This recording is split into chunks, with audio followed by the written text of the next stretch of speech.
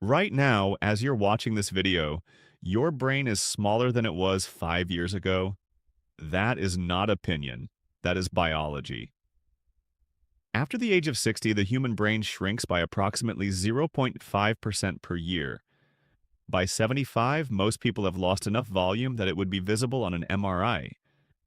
Now, before you panic, some degree of brain shrinkage with age is normal, expected, universal.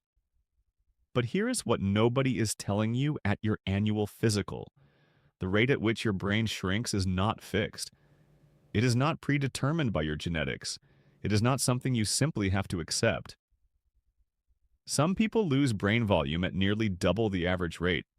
Others lose it at half the rate or even slower. Same age, same starting point. Dramatically different outcomes, Glee. And the difference, according to a growing body of neuroscience research, comes down to things you are doing every single day. Habits so ordinary, so deeply embedded in your routine, that you would never in a million years connect them to your brain. I'm not talking about drugs. I'm not talking about head injuries. I'm talking about the glass of something you drink every morning, the chair you sit in for hours, the thing you do with your phone before bed, the meal you skip, the emotion you swallow. 9 daily habits, each one backed by peer-reviewed research, each one linked to measurable accelerated loss of brain volume in adults over 60, and each one entirely within your control to change. My name is Dr. Langford, and this channel exists for one purpose: to give adults over 60 the honest, evidence-based information they need to protect their health in the years that matter most. What I'm about to share with you today is, in my view, some of the most important and least discussed research in all of brain health. Stay with me through all 9, because number 5 is the habit that shocks every single audience I present it to. And number 9, the last one, connects all the others in a way that will completely reshape how you think about your brain for the rest of your life. Before we get into this, drop a comment below. Where are you watching from today?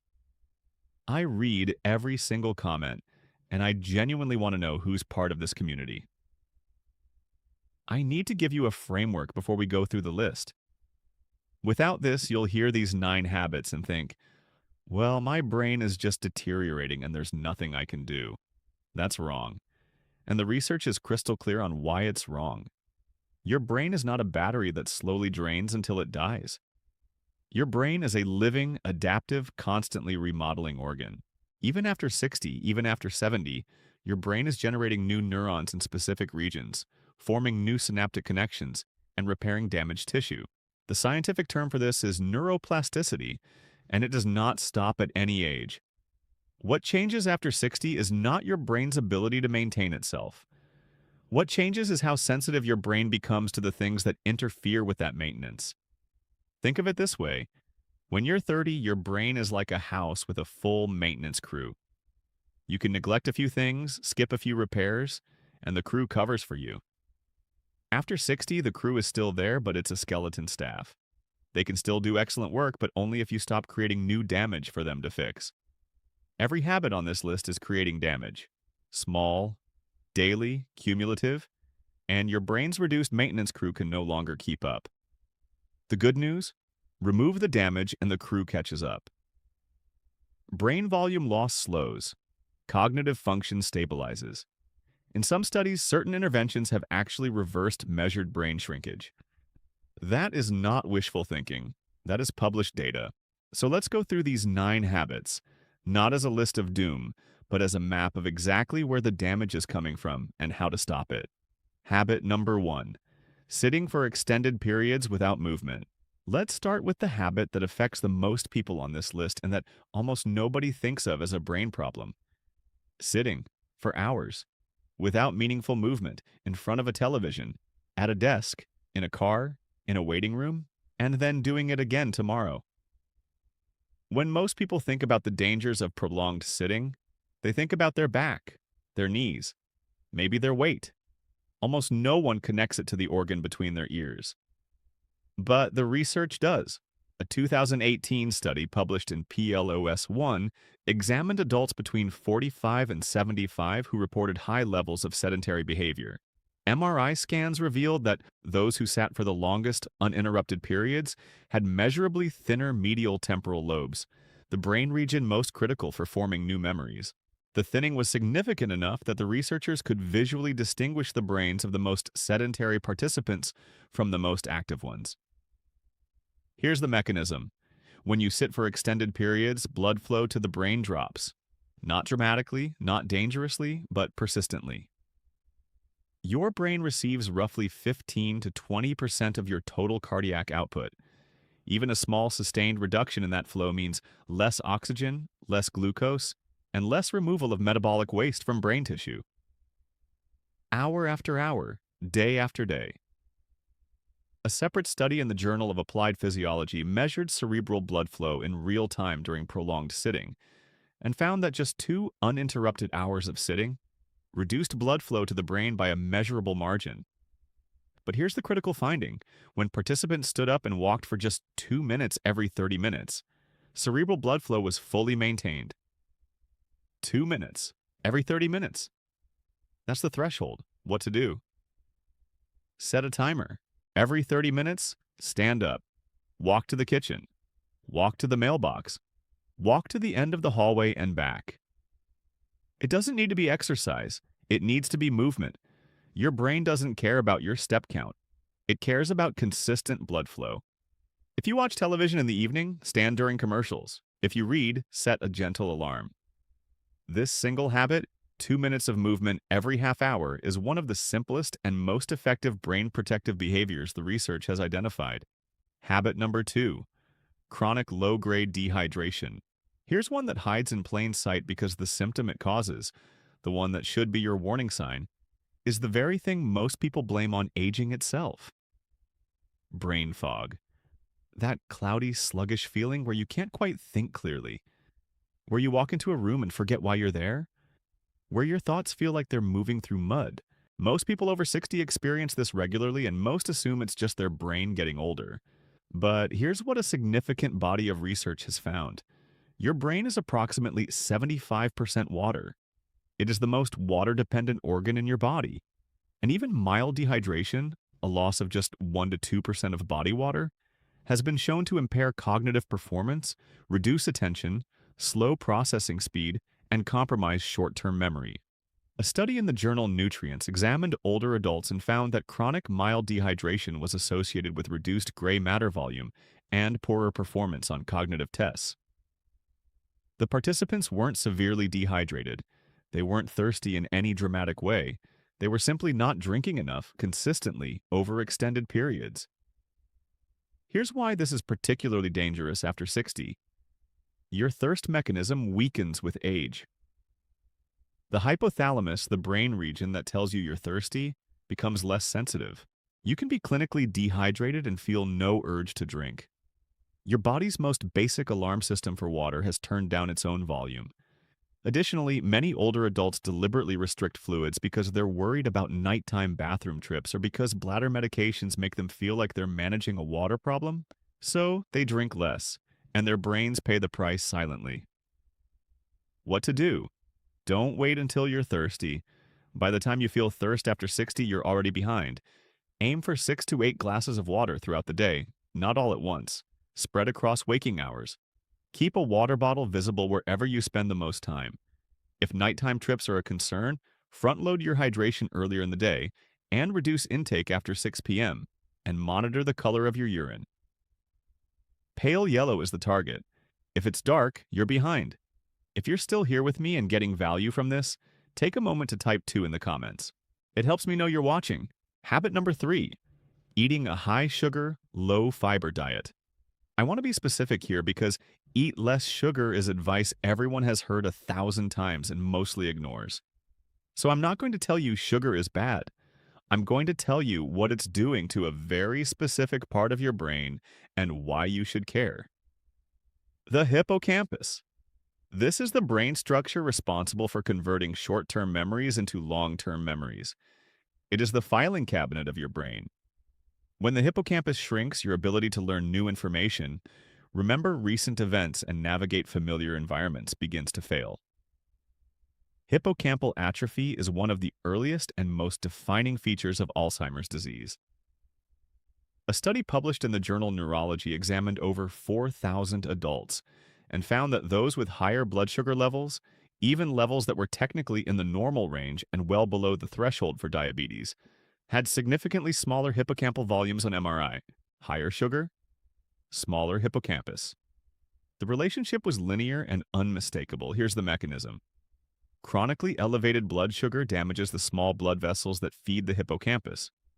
It promotes insulin resistance in brain tissue, a phenomenon researchers now call type 3 diabetes because of its striking parallels to the metabolic dysfunction seen in the body. It increases neuroinflammation, and it accelerates the formation of advanced glycation end products, molecules that literally stiffen and damage brain cells from the inside. Meanwhile, dietary fiber does the opposite. It slows sugar absorption. It feeds beneficial gut bacteria that produce short-chain fatty acids, compounds that cross the blood-brain barrier and have direct anti-inflammatory and neuroprotective effects. A 2022 study in the journal Nutritional Neuroscience found that older adults with the highest fiber intake had significantly slower rates of cognitive decline over a 10-year follow-up period. What to do? I'm not asking you to eliminate sugar. I'm asking you to make one swap per day. Replace a sugary breakfast cereal with oatmeal topped with berries. Replace a glass of juice with a piece of whole fruit. Replace white bread with whole grain. Add one extra serving of vegetables to your dinner. Each of these swaps simultaneously reduces sugar impact and increases fiber. Over weeks and months, the cumulative effect on your hippocampus and your blood sugar regulation is meaningful and measurable. Habit number 4. Social isolation and chronic loneliness. This is the habit that doesn't feel like a habit at all. It feels like a circumstance, a situation. Something that happened to you rather than something you're doing. But from your brain's perspective, chronic social isolation is one of the most destructive environments it can exist in. Let me walk you through the science because it is striking. A study published in the journal Neurology in 2023 followed over 2,000 adults with an average age of 73 and found that those who reported feeling lonely had a 26% higher risk of developing dementia over the study period. But here's the finding that elevated this beyond a simple correlation. Brain imaging showed that lonely participants had measurably smaller volumes in brain regions critical for memory and emotional regulation, specifically the amygdala, the hippocampus, and areas of the prefrontal cortex. Loneliness wasn't just associated with cognitive decline. It was associated with physical shrinkage of the brain. Why would social isolation physically shrink your brain? Because your brain is, at its core, a social organ. It evolved to process faces, interpret language, read emotions, predict behavior, navigate complex social hierarchies. These tasks are among the most computationally intensive things your brain does. And when you remove the stimulus, when days pass without meaningful conversation, without emotional connection, without the cognitive challenge of engaging with other human beings, your brain begins to downsize the infrastructure it built for that purpose. Use it or lose it is not a metaphor when it comes to brain tissue. It is a literal biological process called synaptic pruning.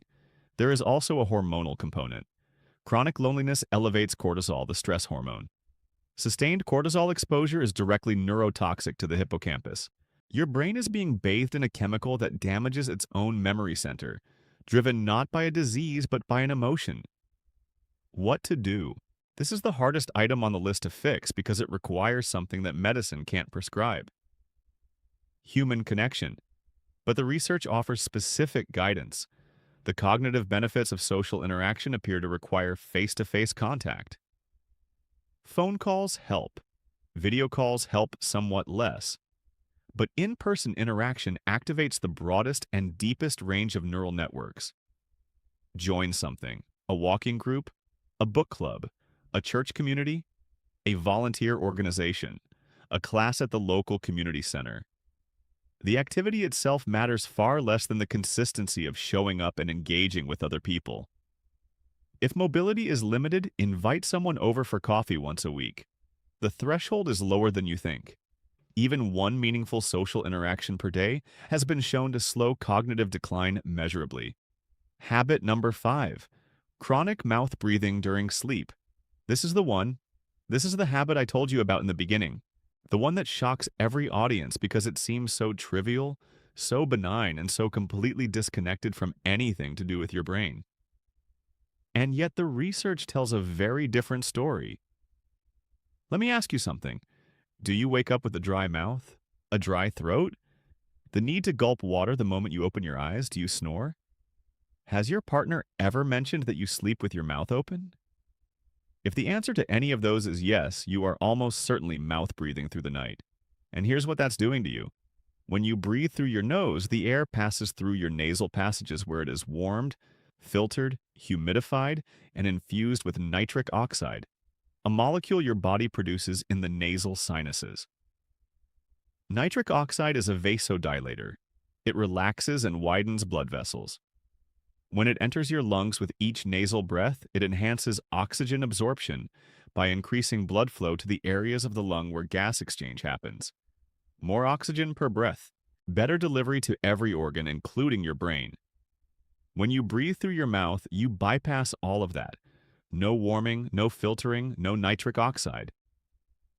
Oxygen absorption is less efficient, and your blood oxygen levels during sleep can dip lower and stay lower throughout the night.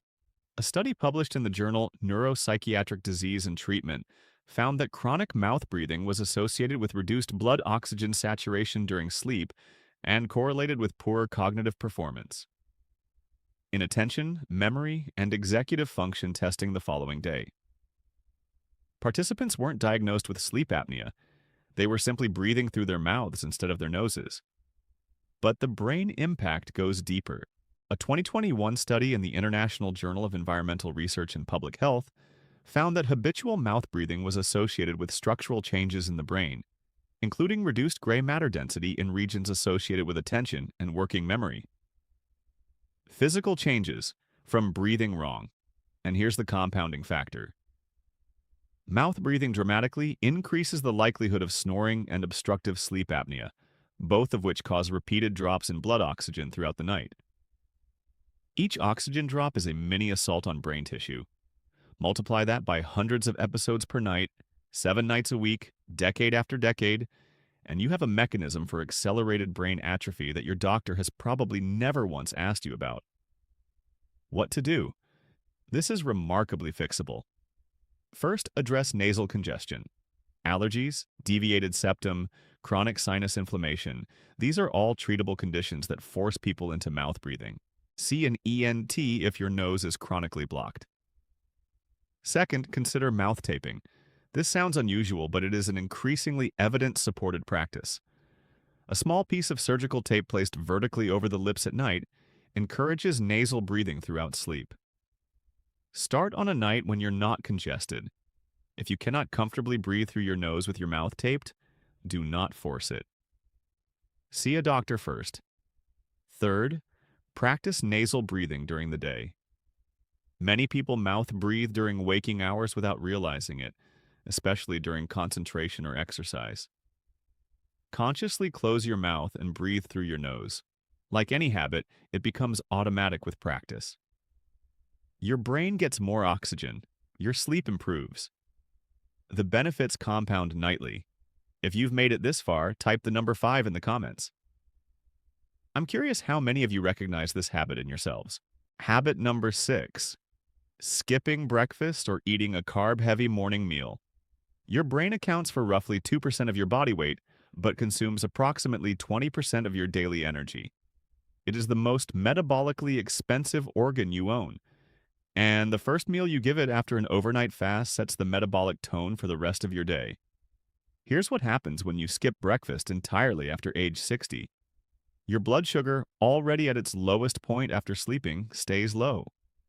Your brain, desperate for fuel, triggers a cortisol release to mobilize stored glucose. Cortisol, as we discussed, is neurotoxic to the hippocampus when chronically elevated. You've started your day with a stress hormone surge directed at the very structure responsible for your memory. A study published in the journal Frontiers in Human Neuroscience found that older adults who regularly skipped breakfast showed significantly poorer performance on memory and attention tasks compared to those who ate a balanced morning meal.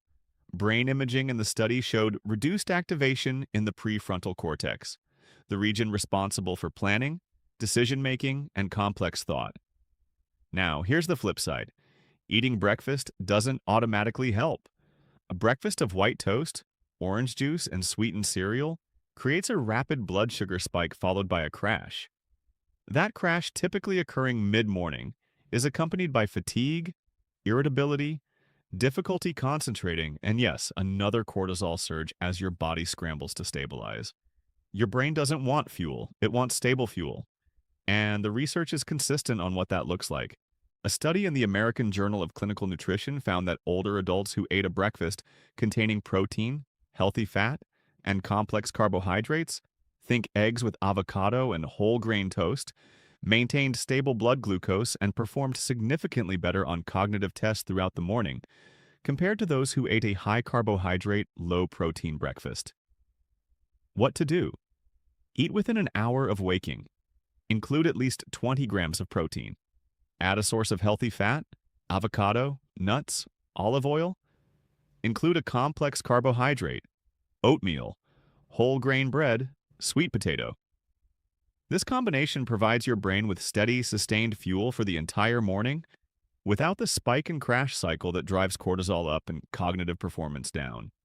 Habit number 7, consuming alcohol regularly, even in moderate amounts. I need to be honest with you on this one because what I'm about to say goes against something many of you have heard for decades. The idea that a glass of red wine a day is good for your heart and your brain.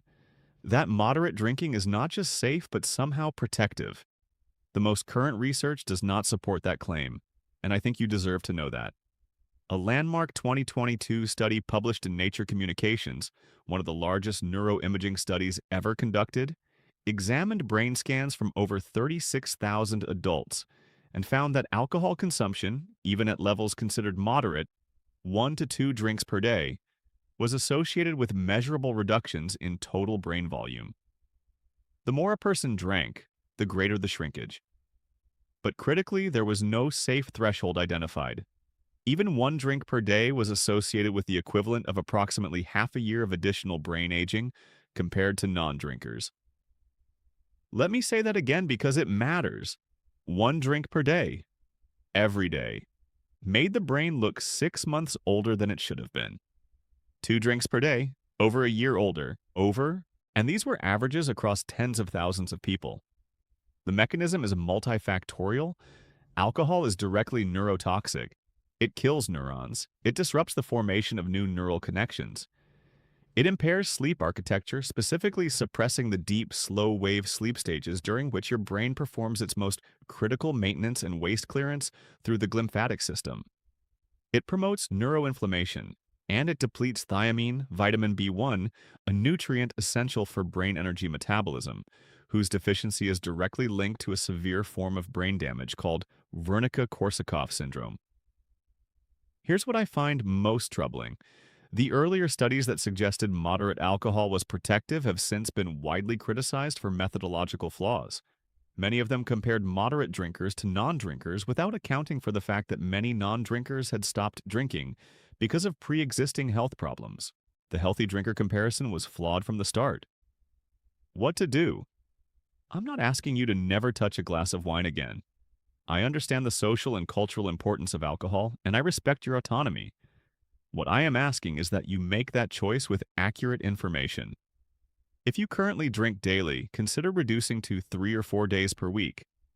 If you drink multiple servings per sitting, reduce to 1. Every drink you don't have is a small but measurable act of brain preservation. And if you're drinking for heart health specifically, the research now shows that the same benefits can be achieved through exercise, omega-3 fatty acids, and proper sleep without any of the neurological cost. Habit number 8, neglecting your hearing loss. Here is a habit defined not by something you're doing, but by something you're not doing. And it may be one of the most consequential omissions in all of aging brain health. Hearing loss after 60 is extremely common. Approximately 1 in 3 adults between 65 and 74 has some degree of hearing loss. After 75, that number rises to nearly 1 in 2. And the vast majority of those people do nothing about it. They turn up the television. They ask people to repeat themselves. They nod along in conversations they can't fully follow. They withdraw from social situations that have become exhausting rather than enjoyable. They adapt. And in doing so, they unknowingly accelerate the shrinkage of their brain. A landmark study from Johns Hopkins University, published in the journal Neuroimage, followed older adults over a 6-year period and found that those with hearing loss experienced brain atrophy at a rate 30 to 40% faster than those with normal hearing. The accelerated shrinkage was concentrated in the temporal lobe, the region responsible for processing sound, language, and memory. The same region that deteriorates earliest in Alzheimer's disease. The proposed mechanism is elegantly simple and deeply alarming. When your ears deliver a degraded signal to your brain has to work harder to interpret it. Resources that would normally be allocated to memory encoding, comprehension, and higher-order thinking are redirected to the basic task of trying to understand what someone just said. This is called cognitive load, and when that load becomes chronic, running in the background of every conversation, every television show, every phone call, the brain begins to reallocate its resources permanently. Areas not being stimulated with clear auditory input begin to atrophy. Additionally, hearing loss drives social isolation, the habit we discussed earlier. When conversations become exhausting, people avoid them. And when social stimulation disappears, the brain downsizes further. A 2023 study published in The Lancet found that hearing aid use in older adults with hearing loss was associated with a 48% reduction in the rate of cognitive decline over a 3-year period. Let me repeat that number. 48% from a hearing aid, not a drug, not a surgery. A device that restores the signal your brain has been starving for. What to do? Get your hearing tested. If you're over 60 and you haven't had a formal audiological evaluation in the last 2 years, schedule one. If you've been told you have mild hearing loss and chose not to act on it, reconsider. Modern hearing aids are smaller, more effective, and more comfortable than anything available even 5 years ago. And the evidence that they protect your brain is now overwhelming. Treating your hearing isn't vanity. It isn't convenience. It is one of the most impactful things you can do to slow brain aging. If this information is clicking for you, hit the like button right now. It takes a second and it helps this video reach someone who needs to hear it. Habit number 9, living without purpose or meaning. I saved this for last because it connects everything. Every habit on this list, every mechanism, every study, they all converge here in the most human and most powerful factor in brain aging that science has ever identified. Purpose, not happiness, not positivity, not gratitude journals or motivational quotes. Purpose. The feeling that your life has direction, that you are needed, that there is a reason to get out of bed tomorrow that matters to you deeply. A study published in JAMA Psychiatry followed over 13,000 adults, over 50 for 8 years, and found that those who scored highest on a validated measure of life purpose had a significantly lower risk of developing dementia. The effect was substantial and remained significant after adjusting for age, sex, education, depression, physical health, social engagement, and every other known confounding variable. Purpose independently protected the brain. But here's where it gets extraordinary. A study from Rush University's Memory and Aging Project examined the brains of deceased participants who had been followed for years with cognitive testing and purpose in life assessments. Some of these brains, upon autopsy, showed significant Alzheimer's pathology, plaques, tangles, the physical hallmarks of the disease. And yet, many of those individuals had shown no cognitive symptoms while alive. Their brains were riddled with disease, but they had continued to function. The factor most strongly associated with this resilience? Purpose in life. The researchers proposed that purpose builds what's called cognitive reserve, a buffer that allows the brain to sustain damage without losing function.